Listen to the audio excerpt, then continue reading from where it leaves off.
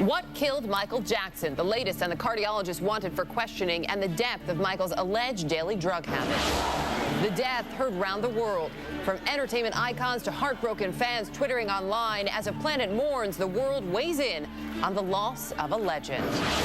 Home sweet home.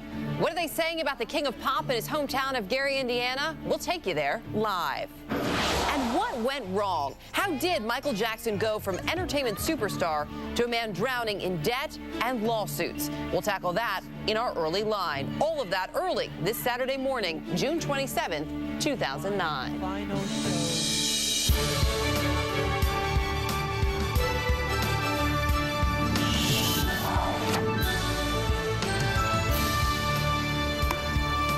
What a gorgeous day here. Welcome to the early show. I'm Erica Hill, also of CNN's AC360. And welcome back. I'm Chris Raggi. It's been a busy hour so far. A lot of Michael Jackson talk. A lot of Michael Jackson, and how could you not? Because he touched so many people, as we've been talking about throughout the show, on so many levels. And there are also still so many questions as to what happened to him and what will happen moving forward. In the next couple of minutes, we're going to go back to Gary, Indiana, that small town in Indiana where Michael and the Jackson 5 lived, were discovered. Berry Gordy, who the head of Motown Records, who is responsible for the King of Pop becoming the King of Pop. We're going to talk with him coming up live. He has some incredible stories. In just a couple of moments. There's so many people that have so many great stories about Michael and the Jackson 5. It's just, it's so sad, but at the same time, to listen to so many people be so anecdotal about what a great performer he was. And even just for a lot of people I know, we've been talking with so many people in the last couple of days, and just folks here this morning in the studio, everybody, you hear a song and it brings back this memory, and you realize there are these songs you forgot about. So again, just how his music touched so many people, we'll get to that as well. And those memories go from the 70s to the 80s to the 90s.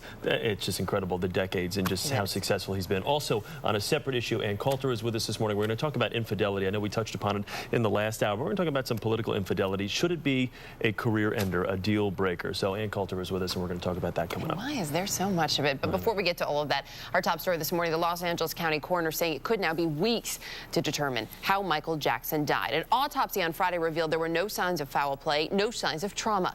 Jackson's body was released to his family last night. Funeral plans have not been announced. CBS News correspondent Bill Whitaker is in Hollywood for us this morning. Bill, good morning to you. Good morning, Erica.